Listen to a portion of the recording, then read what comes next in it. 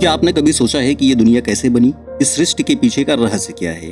क्या ये किसी ईश्वर की रचना है या इसका कोई वैज्ञानिक कारण है? और सबसे बड़ा सवाल, हमारे जीवन में जो सुख और दुख आते हैं उनका असली कारण क्या है और क्या इनसे हमेशा के लिए छुटकारा पाया जा सकता है? आज हम भारतीय दर्शन की सबसे प्राचीन और सबसे तर्कसंगत विचारधाराओं में से एक में गोता लगाने जा रहे हैं, सांख्य दर्शन।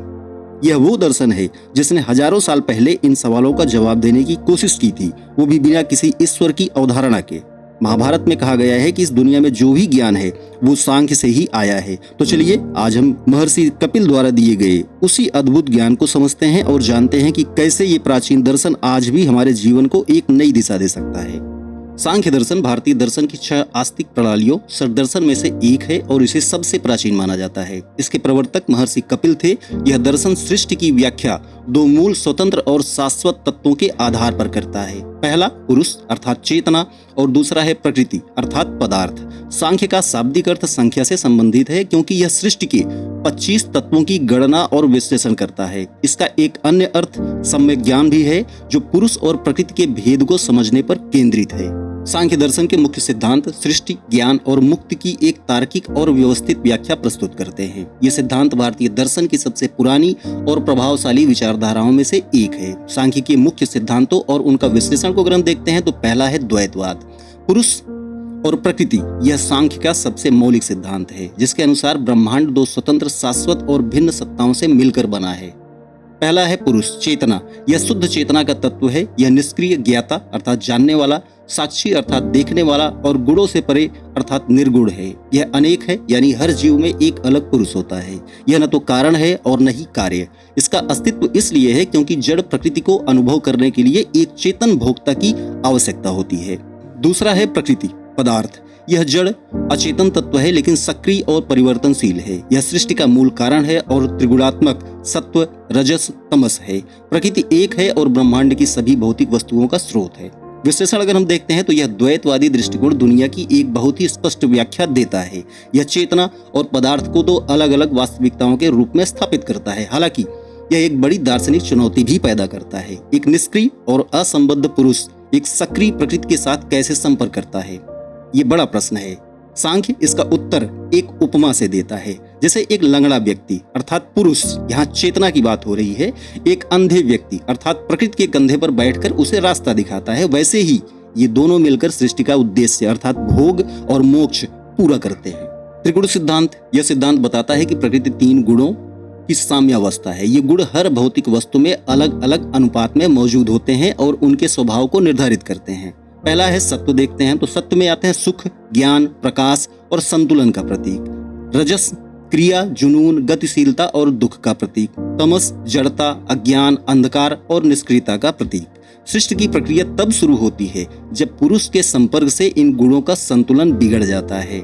विश्लेषण अगर हम देखते हैं तो त्रिगुण सिद्धांत केवल एक दार्शनिक अवधारणा नहीं है, बल्कि यह मानव, मनोविज्ञान और भौतिक जगत की प्रकृति की एक व्यवहारिक व्याख्या भी प्रस्तुत करता है। यह बताता है कि क्यों दुनिया में सुख, दुख और मोह एक साथ मौजूद हैं और क्यों व्यक्ति और वस्तुएं लगातार बदलती रहती हैं। यह सिद्धांत भगवद गीता और आयुर्वेद जैसी कई अन्य भारतीय प्रणालियों में भी गहराई से समाहित है। सत्कार्यवाद, कारणता का सिद्धांत। सांख्य का यह सिद्धांत कहता है कि कार्य अर्थात इफेक्ट अपने कारण काज में उत्पत्ति से पहले ही अव्यक्त रूप में मौजूद होता है। कुछ भी नया नहीं बनाया जाता है, जो पहले से है वही प्रकट होता है। इसके 2 रूप हैं। परिणामवाद।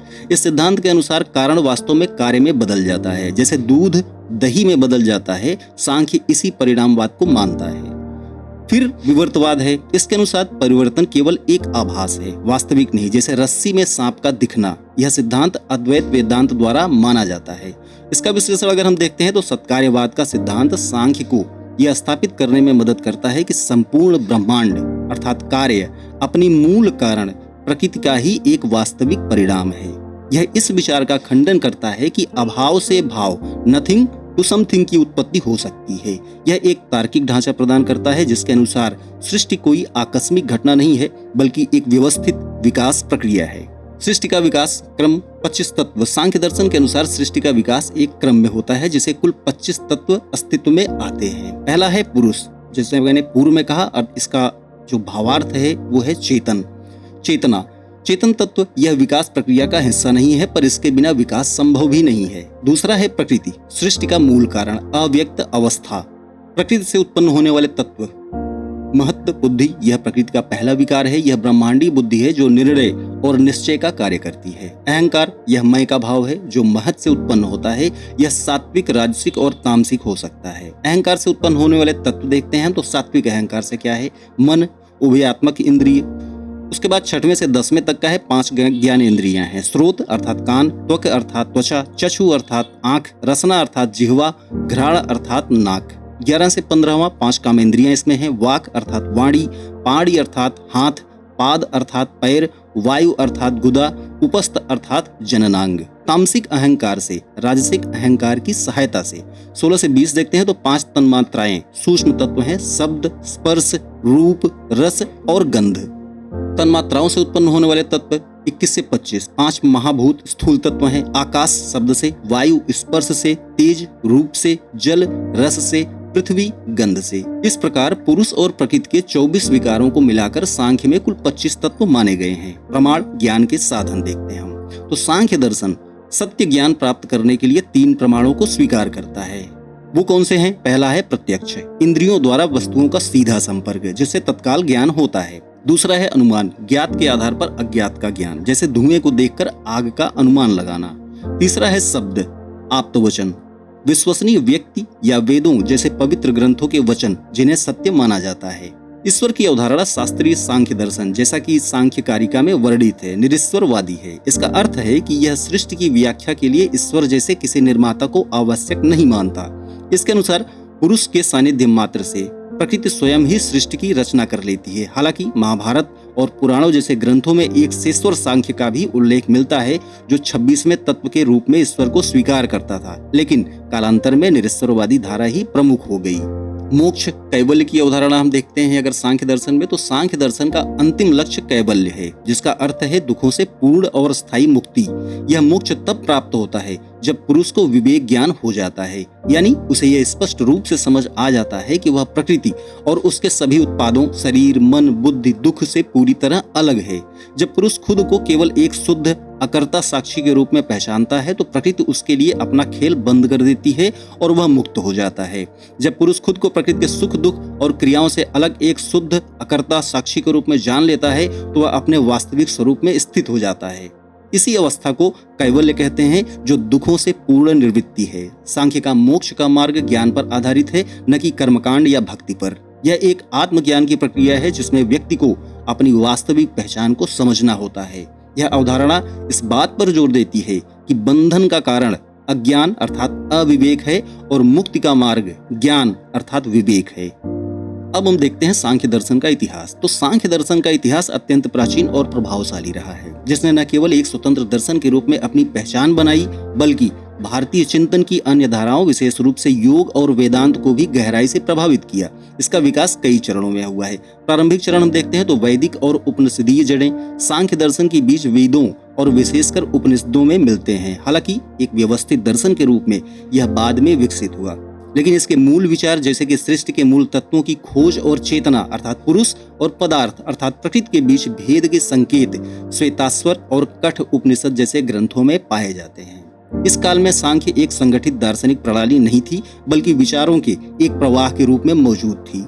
संस्थापक महर्षि कपिल सांख्य दर्शन के प्रवर्तक महर्षि कपिल माने जाते हैं, जिन्हें एक सिद्ध ऋषि के रूप में वर्णित किया गया है। हालांकि उनके जीवन और समय के बारे में ऐतिहासिक जानकारी बहुत कम है। माना जाता है कि उन्होंने सांख्य सूत्र की रचना की थी, लेकिन आज उपलब्ध सांख्य सूत्र बहुत बाद की रचना प्रतीत होती है। कपिल की मूल शिक्षाएं मौखिक परंपरा के माध्यम से आगे बढ़ी और उनके शिष्यों विशेष रूप से आसुरी और पंचशिख ने इसका प्रसार किया।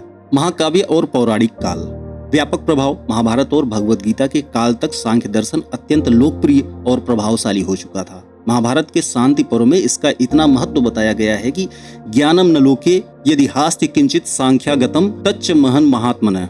इस लोक में जो भी ज्ञान है वह सांख्य से आया है। इस काल में सांख्य के 2 रूप दिखाई देते हैं। शेश्वर सांख्य, थिस्टिक सांख्य, यह ईश्वर को एक तत्व के रूप में स्वीकार करता था। भगवद गीता में सांख्य के त्रिगुण सत्व, रजस, तमस, पुरुष और प्रकृति के सिद्धांतों को एक ईश्वरीय ढांचे में एकीकृत किया गया है। निरीश्वर सांख्य, एथिस्टिक सांख्य, यह सृष्टि की व्याख्या के लिए ईश्वर को आवश्यक नहीं मानता था।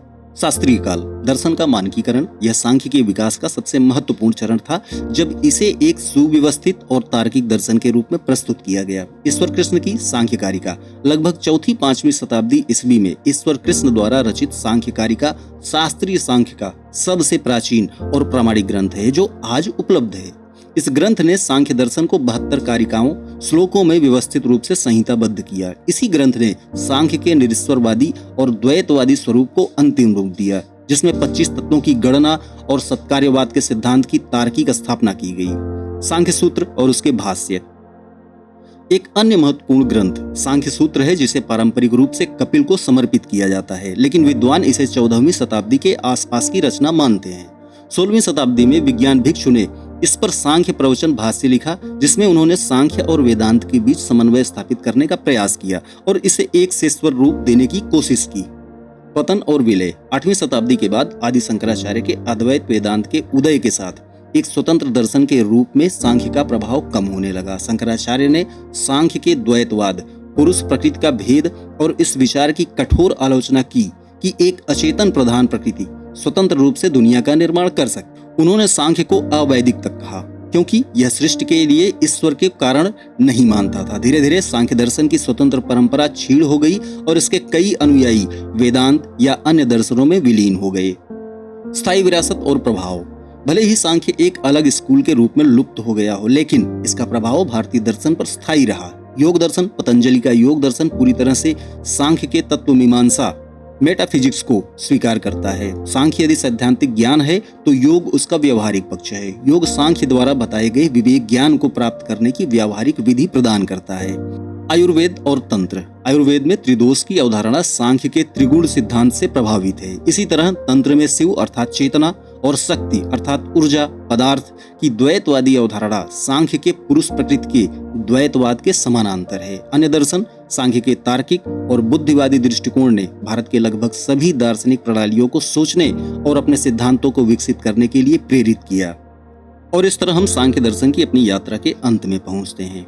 आज हमने देखा कि कैसे महर्षि कपिल ने हजारों साल पहले दुनिया को एक विकासात्मक प्रक्रिया के रूप में देखा, न कि किसी दैवी रचना के रूप में।